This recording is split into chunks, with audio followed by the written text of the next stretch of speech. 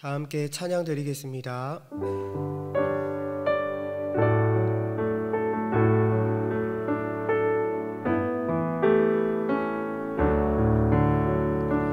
오 신실하신 주 내 아버지여 늘 함께 계시니 두려움없네. 그 사랑 참고 날 지키시며 어제나 오늘이 한결같네.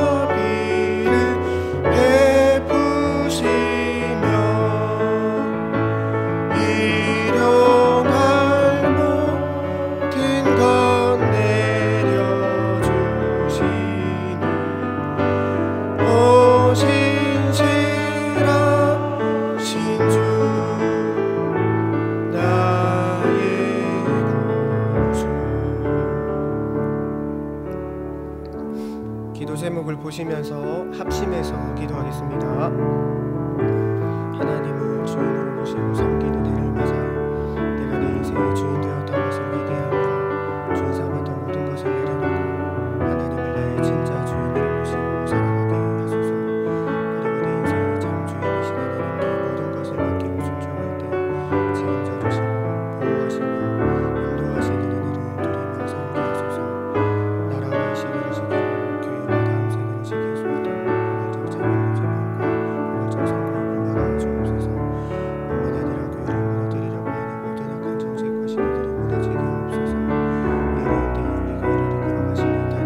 이 어려운 때에 우리 교회를 이끌어가시는 담임 목사님을 더 강력하게 붙들어 주시고 이번의 시대를 잘 감당할 수 있는 성령을 주시고 주신 사명을 잘 감당하고 사역에 집중할 수 있도록 모든 사단의 공격을 은혜의 보상으로 막아주옵소서.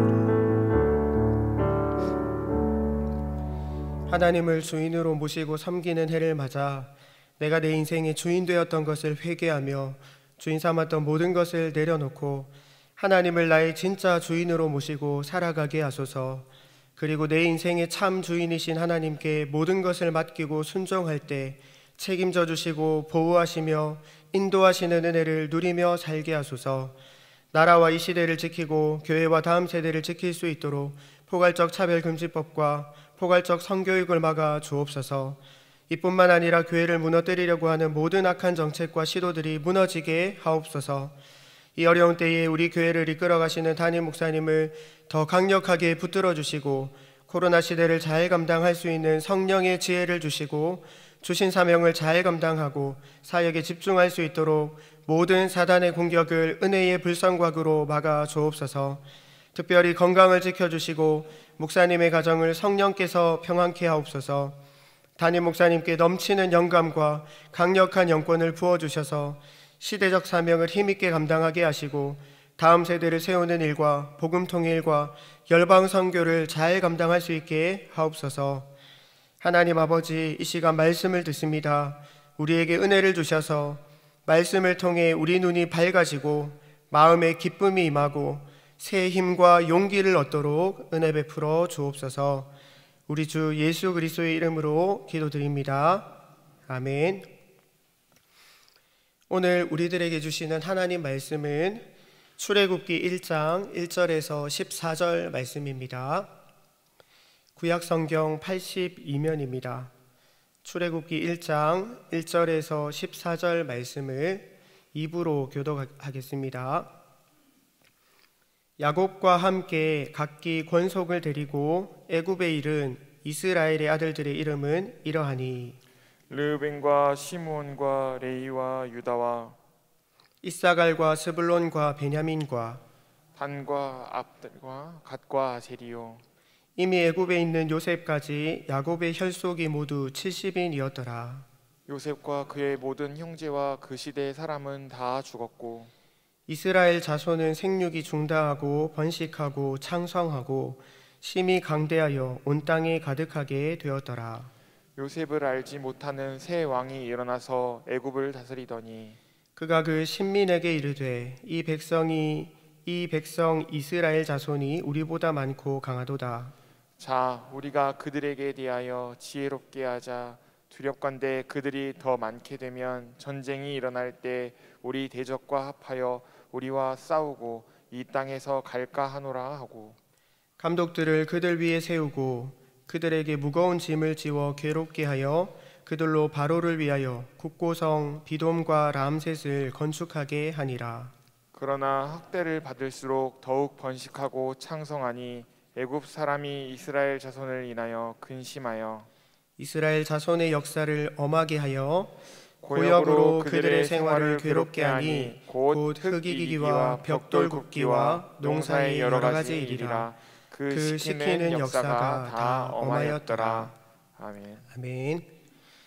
출애굽기를 펼치면 맨 처음에 야곱 가족이 애굽으로 이주한 내용이 나옵니다. 그런데 성경을 자세히 읽으면 야곱의 아들들의 이름이 나열된 순서가 이상하다는 것을 알 수 있습니다. 태어난 순서대로 이름을 기록하지 않았습니다. 2절에 르우벤, 시므온, 레위, 유다는 첫째, 둘째, 셋째, 넷째 아들입니다. 그 다음에는 다섯째 아들의 이름이 나와야 하는데 3절에 나온 이사갈, 스불론은 9번째, 10번째 아들이고 베냐민은 12번째 아들입니다. 그리고 4절에 단, 납달리, 갓, 아셀은 5째, 6째, 7째, 8째 아들입니다. 야곱의 아들들의 이름을 서열대로 기록했다면 3절과 4절이 순서가 바뀌어야 합니다. 왜 서열을 무시하고 무질서하게 이름을 기록했을까요? 사실은 이름을 무질서하게 기록한 것이 아닙니다.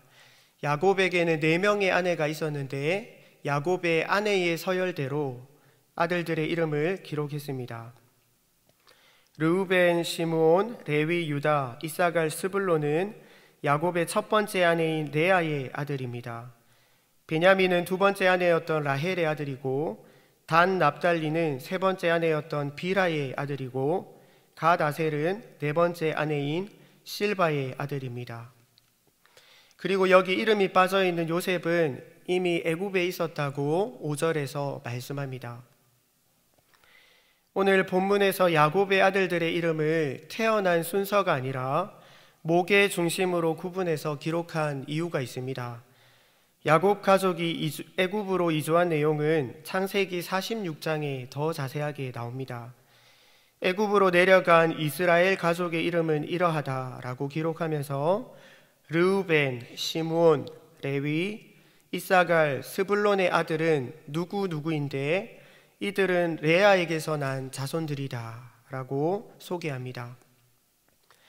창세기 46장에서 야곱의 아들들의 이름을 목의 중심으로 구분해서 기록을 했고 출애굽기 1장은 창세기 46장과 똑같은 방법으로 야곱의 아들들의 이름을 나열하는 것입니다. 따라서 출애굽기 1장 1절에서 5절은 창세기 46장 8절에서 27절의 요약입니다. 사실 출애굽기 1장 1절에서 5절은 생략해도 괜찮습니다. 이 내용은 창세기 46장에서 이미 자세하게 소개했기 때문입니다.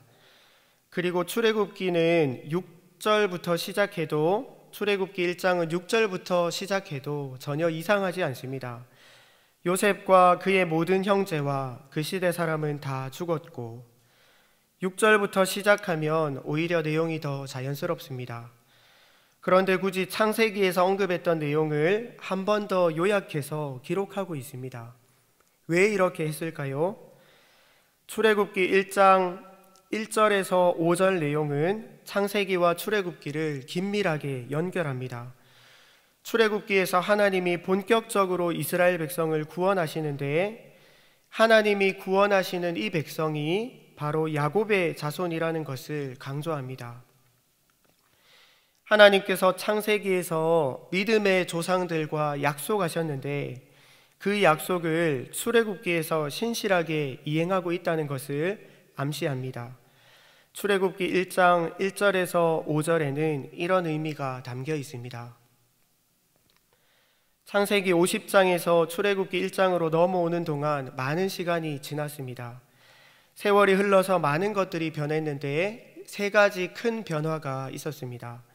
첫 번째 변화는 애굽으로 이주한 1세대가 죽습니다. 이들의 죽음에는 중요한 의미가 있습니다. 요셉은 양식을 사러 온 형들과 화해하면서 하나님이 이스라엘 백성을 구원하시려고 자기를 먼저 애굽으로 보내시고 총리로 세우셨다고 이 모든 이야기들을 들려줍니다. 애굽 이주민 1세대들은 자신들이 애굽으로 온 것이 하나님의 큰 구원이었다는 것을 잘 알고 있습니다. 그런데 이들이 다 죽습니다. 두 번째 변화는 이스라엘 백성이 번성합니다. 애굽으로 올 때 야곱 자손이 70명이었는데 그들이 온 땅에 가득할 정도로 번성했습니다. 세 번째 변화는 요셉을 알지 못하는 새 왕이 애굽 왕이 됩니다. 세 번째 변화는 이스라엘 백성들에게 큰 고통을 안겨다 줍니다. 요셉을 모르는 새 왕은 이스라엘 백성을 존대하지 않고 오히려 학대합니다. 11절에서 14절을 보면 힘든 건축일과 농사 같은 육체 노동을 엄하게 시켰다고 말씀합니다. 영어 성경을 보면 무자비하게 일을 시켰다고 기록하고 있습니다. 정당한 휴식과 편의를 제공하지 않고 사람 취급을 하지 않고 짐승처럼 일을 시킵니다.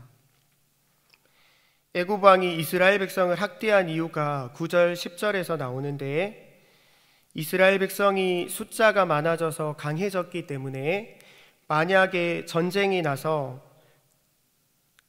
나게 되면 이스라엘 백성이 적국을 도와서 애굽과 싸우게 되고 애굽을 떠나게 될 거라고 바로 왕이 생각합니다. 그래서 이스라엘 백성이 애굽에 덤빌 생각조차 못하도록 길을 확 꺾어 놓으려고 가혹한 육체 노동을 시킵니다. 새로운 왕의 히브리 민족 학대 정책으로 인해서 이스라엘 백성은 큰 고통을 겪게 됩니다. 오늘 본문 말씀이 우리에게 주는 교훈이 있습니다. 첫 번째로 상황은 변한다는 것입니다. 시대가 변했습니다. 하나님의 큰 구원을 경험하고 감격 속에서 애굽으로 이주했던 1세대들은 다 죽고 새로운 세대로 바뀌었습니다. 그리고 요셉을 알지 못하는 이가 왕이 되었습니다. 요셉이 어떤 사람입니까? 바로의 꿈을 해석해주고 전 세계적인 기근을 잘 대처해서 애굽을 구원했던 사람입니다. 애굽 온 땅을 다스렸던 절대 권력자이고 애굽의 영웅입니다.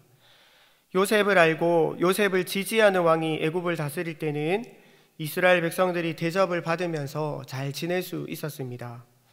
하지만 이제는 상황이 바뀌었습니다. 요셉을 모르는 자가 왕이 되어서 이스라엘 백성에게 고통을 주는 것입니다. 이렇게 상황은 계속 바뀝니다. 우리나라도 전쟁을 겪고 나서 얼마나 가난했습니까? 그러다가 급격히 경제가 성장하기도 하고 IMF를 맞기도 하고 경제가 오르락 내리락 반복합니다. 상황은 자꾸 바뀝니다. 교회도 마찬가지입니다. 지금은 우리나라 어느 곳에나 십자가가 없을 정도로 교회가 많아졌지만 선교사님을 통해서 복음이 처음 들어올 때는 교회를 세우기 위해서 많은 분들이 목숨을 잃고 피를 흘려야 했습니다. 큰 부흥을 겪기도 하고 쇠퇴하기도 하고 정체되기도 하고 상황은 끊임없이 변하고 있습니다. 개인적으로도 상황이 자꾸 변합니다. 예수님을 믿고 나면 좋은 일만 생길까요? 그렇지 않습니다. 좋은 일도 만나고 힘든 일도 만납니다. 기쁜 일도 겪지만 고난도 겪습니다. 우리는 상황이 변한다는 것을 알아야 합니다. 좋은 상황이 영원히 지속되면 좋겠지만 어려운 때도 찾아옵니다. 반대로 지금 닥친 이 고난이 영원히 나를 짓누를 것 같지만 고난도 지나가고 반드시 좋은 날이 찾아옵니다. 전도서 1장 4절에서 11절은 상황은 끊임없이 변하고 이 땅의 모든 일들은 돌고 돈다고 말씀합니다. 4절, 5절, 9절만 제가 읽어보겠습니다. 한 세대는 가고 한 세대는 오되 땅은 영원히 있도다. 해는 뜨고 해는 지되 그 떴던 곳으로 빨리 돌아가고 이미 있던 것이 후에 다시 있겠고 이미 한 일을 후에 다시 할지라. 해 아래에는 새 것이 없나니 라고 말씀합니다. 상황은 원래 변합니다. 그래서 우리는 상황에 끌려다녀서는 안 됩니다. 잘 될 때는 교만해져서 하나님과 멀어지고 잘 안 되면 원망불평하면서 상황에 휘둘리면 안 됩니다. 어떤 상황에서도 겸손하고 신실하게 믿음의 삶을 살아가야 합니다. 하나님 안에서 좋을 때는 기뻐하고 감사하고 어렵고 힘들 때는 기도하고 인내하면서 믿음이 흔들리지 않아야 합니다. 본문 말씀이 우리에게 주는 두 번째 교훈은 하나님은 변함이 없다는 것입니다. 상황은 변합니다. 하지만 아무리 상황이 변해도 하나님은 변함이 없습니다. 오늘 본문 7절 말씀을 다 함께 읽어보겠습니다. 이스라엘 자손은 생육하고 불어나 번성하고 매우 강하여 온 땅에 가득하게 되었더라. 이 말씀과 똑같은 말씀이 창세기에서 두 번 나옵니다. 1장 28절과 9장 1절입니다. 하나님은 아담과 노아에게 생육하고 번성하고 땅에 충만하라고 말씀하셨습니다. 하나님께서 인간을 처음 창조하셨을 때 아담에게 복을 주셨고, 홍수 심판 후에 노아를 통해서 새로운 역사를 시작하실 때 노아에게 복을 주셨는데, 그 복이 지금 애굽에서 살고 있는 이스라엘 백성에게 임하고 있습니다. 그리고 하나님께서 아브라함, 이삭, 야곱에게 후손에 대한 약속을 주셨는데, 하나님께서 그 약속을 신실하게 지키고 계시는 것입니다. 이스라엘 백성들은 애굽 생활에 안주하면서 하나님과 멀어졌을지도 모릅니다. 하지만 하나님은 신실하게 약속을 지키시고 복을 주십니다. 이스라엘 백성은 가혹한 육체 노동에 시달리면서 하나님의 손길을 전혀 느끼지 못했을 수도 있습니다. 하지만 하나님은 이스라엘 백성에게 신실하게 복을 주시고 계십니다. 하나님이 변함없이 신실한 분임을 꼭 기억하시기를 축복합니다. 때로는 죄를 지어도, 고난을 당해도, 삶이 엉망이어도 나를 향하신 하나님의 사랑은 변함이 없습니다. 나는 이랬다 저랬다 변덕이 심하지만 하나님은 신실하십니다. 하나님은 변함없이 나를 사랑하십니다.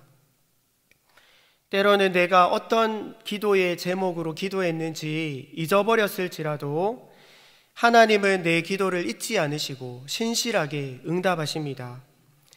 담임 목사님께서 자주 말씀하시듯이 하나님은 우리가 잘하는 것은 작은 것이라도 기억하시고 다 사진 찍어 놓으셨다가 우리에게 다 갚아주십니다. 내가 그 복을 받지 못하면 우리 자녀나 후손들에게라도 갚아주시는 신실하신 하나님이십니다. 그 신실하신 하나님을 바라보고 믿음 위에 굳게 서는 모든 성도님들이 되시기를 예수님의 이름으로 축복합니다. 다 함께 기도 제목을 읽고 기도하시겠습니다. 하나님 아버지, 언제나 우리에게 변함없는 사랑과 은혜를 베풀어 주시니 감사합니다. 어떤 상황 속에서도 신실하신 하나님을 바라보고 믿음으로 승리하게 하옵소서. 상황이나 감정, 사람들에게 휘둘리지 않고 하나님 앞에서 늘 겸손하고 신실하게 하옵소서. 다 같이 기도하겠습니다. 하나님 아버지 감사합니다. 언제나 우리를 변함없는 사랑으로 사랑해 주시고 우리에게 또 은혜를 베풀어 주시니 감사합니다. 신실하신 그 사랑으로 우리를 붙들어 주시고 늘 함께 해 주시니 감사를 드립니다. 우리의 눈을 활짝 열어주시고 하나님을 바라볼 수 있도록 은혜 베풀어 주옵소서. 세상은 변하고 또 혼란스럽고 우리의 마음이 변덕스럽지만 신실하신 하나님 바라보고 믿음으로 살아갈 수 있도록 은혜 베풀어 주옵소서. 우리 삶 모든 영역에 또 하나님께서 베푸시는 그 은혜의 손길을 바라볼 수 있도록 하나님 함께하여 주옵소서. 하나님 바라보고 믿음으로 흔들리지 않는 믿음으로 살아갈 수 있도록 하나님 아버지 우리의 마음을 붙들어 주시고 함께하여 주시옵소서. 날마다 자비를 베푸시는 하나님 아버지 감사합니다. 우리의 어두운 눈을 밝혀주셔서 아침마다 새로운 은혜를 내려주시는 신실한 하나님을 바라보게 하옵소서. 상황은 끊임없이 변하고 세상은 혼란스러워도 흔들리지 않는 믿음의 삶을 살아가게 하옵소서. 우리 주 예수 그리스도의 이름으로 기도드립니다. 아멘. 계속해서 담임 목사님과 교회, 나라와 민족, 선교사님을 위해서 기도해 주시고 기도회를 마무리해 주시기 바랍니다.